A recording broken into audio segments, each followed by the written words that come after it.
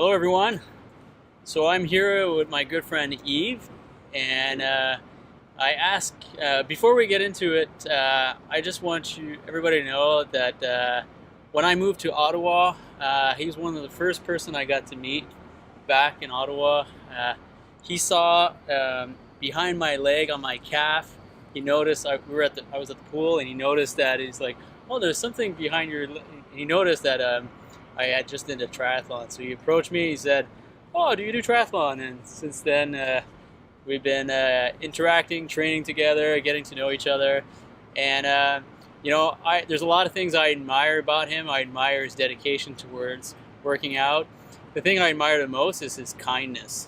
Well, thank you. And That's very generous of you. no, but it's true. This is a very kind man, and yeah, we're going to talk today more about endurance sports and triathlon and marathon and running and all that. But above all, there's a lot of character, and maybe that's built and comes maybe from your sports. I don't know. So Yves, welcome to the show. Thank you. Thank you for having me. And so you've been training into endurance sports for how many years now? It's my early 20s, 19, 20. I was never good in sports, so I ended up... You were never good in sports? No, so I always took the longest races in high school and stuff, and few people signed up for those, so I did relatively well, like, 600 meters, 3,000 meters, but I was really not skilled in sports in general, and but I could go for a long time because I'm a bit big-headed.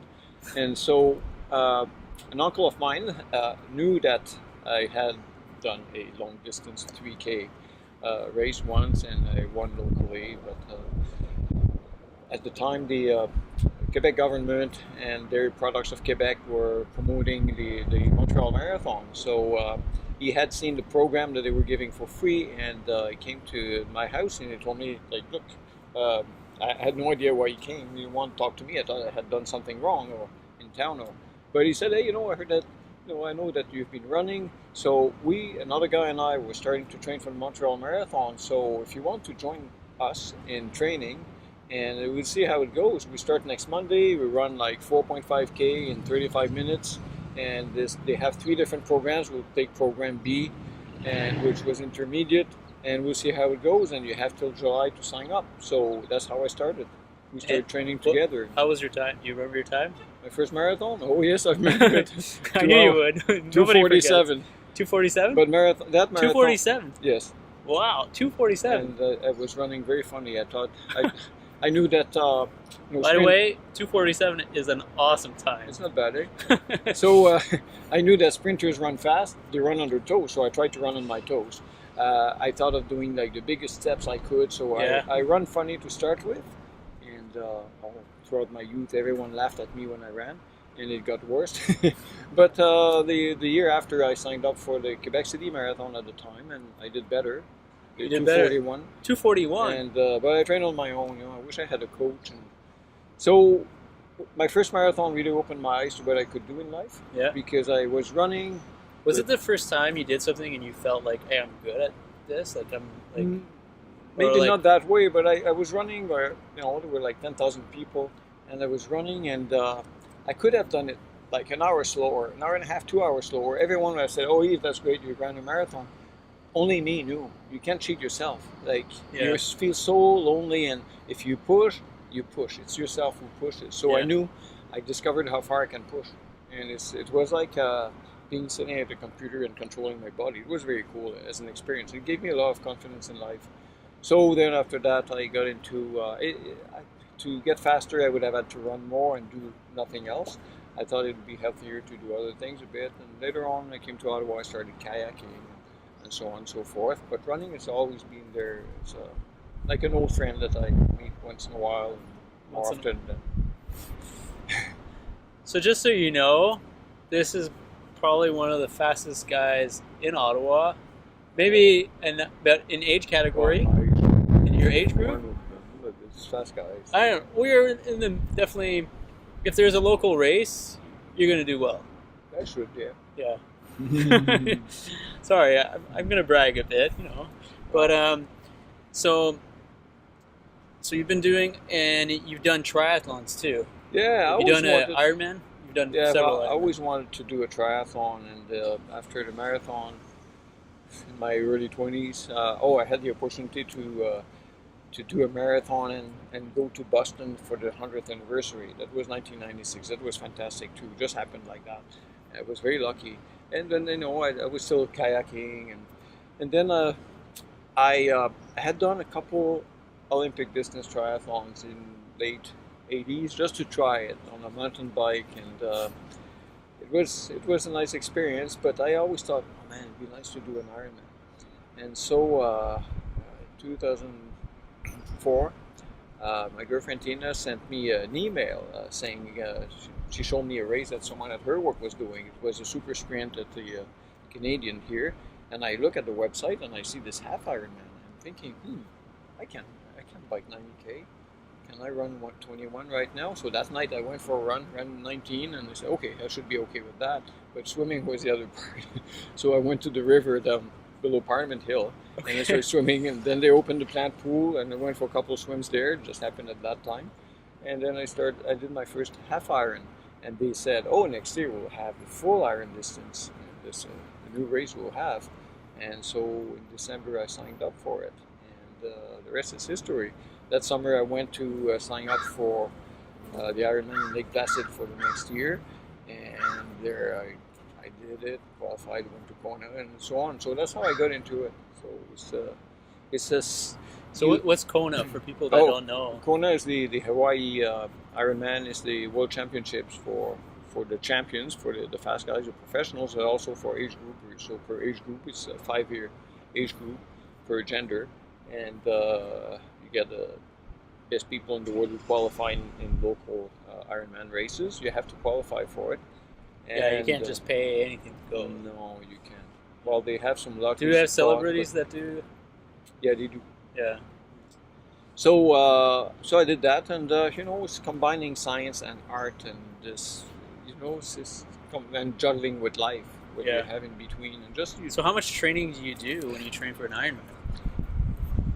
It's funny to say, but I try to train as little as I have to, because if you do too much, you're tired. So I just try to get the right stimulation and recover, and then build on that. It's very hard to know when to stop and how much to do in this life. You have to find the time to train. But it's I think if I have to share one of the secrets, one of my secrets is to do just what you need, and then stop, and the next day you can train harder. If you do a bit too much, then you just dig your own grave. Yeah. And it's to know that and to feel what's happening in your body. Now we're always people are into metrics all the time, measuring the power, the heart rate, the speed on the bike. To me, that doesn't mean much. I try to do a circle with my feet, and yes, go by feel, and if I feel a kink, well, I stretch when I get home and the next morning. So I try to solve problems instead of being a victim and going for being treated all the time. Sometimes yes, you need it, but most of the things you can prevent by preventing them from aggravating. And is it healthy to do long distance? From your point of view, do you think endurance sports are is it healthy to go run a marathon or to do 11 or 10, 12-hour race? Is that healthy? I think about this a lot. I've thought about that. I've pushed my body very hard. I think that doing it very hard might not be that healthy if you do it often. I think that if you do it if you're trained for it and you do it, then it's fine. If you go at a decent speed and you control what's going on. If you push very hard, it might be hard in the long term. I don't know. We don't have much data on that. We don't have people who have pushed all their life at a very high level. Yeah. So for me now, my attitude is every 5 years do an Ironman and see if I qualify for Hawaii. I go, but that's it. Every 5 years when I change age groups, it just works out like that. So you're doing an Ironman in a month? Yeah, that's right. Just a month and a day. Think you're going to qualify? Oh, I don't know. I'll do my best. I'm going to fight hard. The guy who beat me will have to push hard. You said an interesting point. People think that, some people think, oh, it's unhealthy, it's crazy to do that. But it would be crazy if you're redlining, if you're working really, really hard during the race. But when you're doing an Ironman, you're trying to keep your heart rate fairly low. That's true, and in training too, you have to listen to your body. if you have some kind of pain in your knee, well, don't go running 10 more K that night. Go home and figure out what's going on, rest, and rest usually fixes things. It's not when you're running and swimming and biking that you get stronger. It's when you rest, really, and you have to keep that in mind. Yeah. You have to eat well, you have to rest, and if you don't do that, well, then it won't work. You'll pay for it at some point. Yeah. And one of the questions that people always ask me when I tell them I'm going to do an Ironman is, what are you going to eat? Oh, well. Do you get that question? Is that that's my number one question? Everyone is always curious. What do you eat during an Ironman? Yeah. The other question is, how do you go to the bathroom? Yeah. But to eat, well, I think at high speed, when you race, your body cannot digest what you can't digest at rest. So if you eat pizza on the couch, that's fine. If you walk, eating pizza, you'll probably be okay. If you start running, some people could. Like Reza Ahab is training himself to eat and run because he does these long runs, like crossing the desert and all. But for our sport, if you try to go fast, you have to eat what your body can absorb at that intensity. So you cannot have the same levels of fat and protein. And so there are some mixes that are pre-made, like Perpetuum from Hammer Nutrition. I've used that in my Ironman on the bicycle, and it's been okay with me.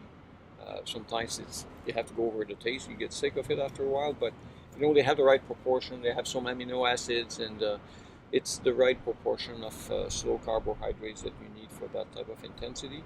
Mm-hmm. And then on the run, I would add like salt tablets, even on the bike if it's very hot. I end up like feeling what's going on, and if I need salt, I know. Yeah.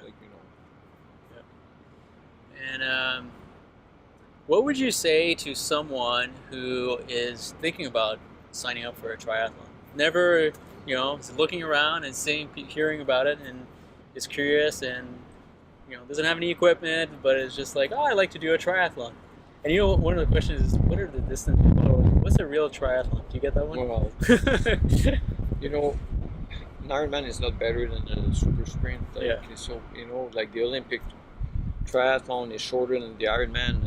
Would you prefer to win that at the Olympics or win the championships in Hawaii? It's a very different sport. Yeah. But, there's no right or wrong. It's not because you do longer that you're better. It's not because you run a marathon that you're better than someone who runs a 10K. Like if you would be like world champion for 100 meters, you would take it, right? Yeah. The fastest man in the world, I think that would be very welcome by anybody. So, there's no right or wrong. It's just what you do. And you get very impressed because I've done Ironmans. I've done, 6 of those.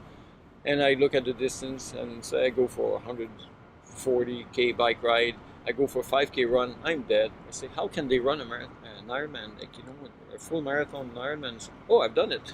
But, it's so ridiculously big. But when you're in shape and you go slow, it's fine. Like, you can do it, but you have to prepare for it intelligently. Do you think we're designed for endurance? I don't know. There's a design by someone who designed us. I think that the body can adapt very well to a lot of things. Like, you don't eat much for a few days. You can do things. It's incredible what it can do. But you have to, if you train it for something, and if you have the mind, it will work. But what I would say to answer your question to someone who would like to, who's contemplating doing a triathlon, I would say sign up for one. That's the best thing. When you're in between, you don't know too much what to do. Sign up for a race, and that will get you to train a bit, and it will get you in gear. You'll get very impressed by the big race wheels and all the equipment that people have. This is just equipment. It doesn't change anything. You can have fun with ordinary equipment. Yeah. For sure. And it doesn't have to cost that much. So let's say they sign up, and it's race day tomorrow. What would you say to that person? Well, do you remember what you said to me?